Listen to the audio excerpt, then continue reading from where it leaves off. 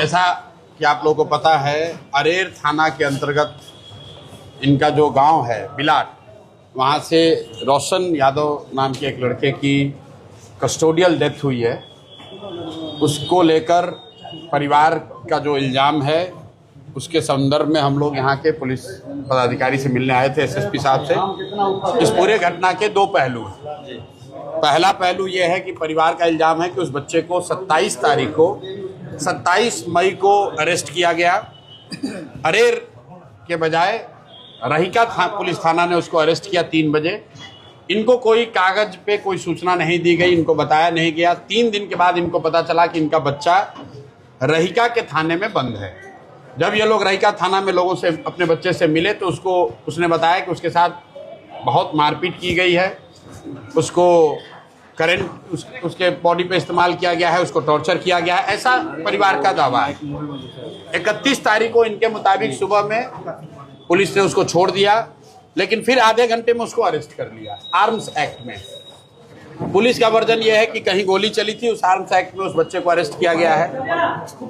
बाद में भी करीब 2 महीने 9-10 दिन के बाद उसकी कस्टोडियल डेथ हुई है, कारा में यहाँ उसकी डेथ हुई है। तो एसएसपी साहब ने 2 बातें कही हैं। पहली बात कि जो डेथ हुई है बच्चे की, वो एनएचआरसी के गाइडलाइन के हिसाब से उसकी जांच डीएम के मातहत उसकी होनी है। एनएचआरसी को भी उसकी रिपोर्ट जाएगी। पोस्टमार्टम रिपोर्ट बच्चे की 2-3 दिन में आ जानी चाहिए। पुलिस का या प्रशासन का, कारा के लोगों का कहना है कि उसने आत्महत्या की है। इनका ऐसा कहना है कि उसकी मारपीट की वजह से उसकी हत्या हुई है। तो वो एक जांच है जो कि जिला प्रशासन को करना है। एनएचआरसी उसमें इन्वॉल्व है। पोस्टमार्टम रिपोर्ट आएगा तो पता चलेगा कि उसने आत्महत्या की है या मारपीट की वजह से उसकी जान गई है।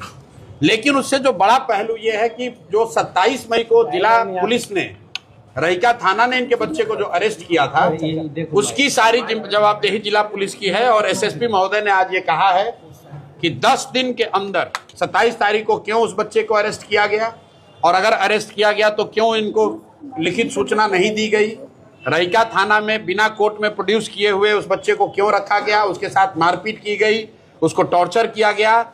इन सारी बातों को जांच करके 10 दिन के अंदर इस पर सख्त से सख्त कार्रवाई होगी। अगर नहीं होगी तो 10 दिन के बाद मैं फिर वापस आऊंगा यहाँ एसएसपी साहब से मिलने। अभी उन्होंने हम लोग के सबके सामने यह आश्वस्त किया है कि 25 तारीख तक जिन अधिकारियों की अगर उनकी कोई गलती होगी तो उनकी जवाबदेही तय होगी, उन पर कार्रवाई होगी ही होगी। ये रहीका थाना के मामले की बात है। दूसरा, जो मंडल कारा में रहते हुए उसकी डेथ हुई है, वो जांच का विषय है। वो जांच अभी चल रही है। पोस्टमार्टम रिपोर्ट 2 या 3 दिन में उन्होंने कहा है आ जाएगी। डीएम उसमें इन्वॉल्व है, एनएचआरसी उसमें इन्वॉल्व है।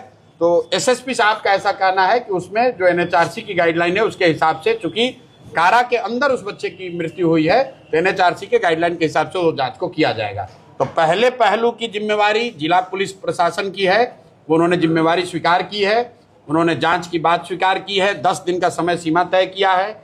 रहीका पुलिस थाने की भूमिका या उससे जुड़े हुए कोई भी पुलिस पदाधिकारी की कोई भूमिका जो भी रही होगी उसकी जांच करेंगे और जो उचित कार्रवाई होगी वो करेंगे 10 दिन के अंदर।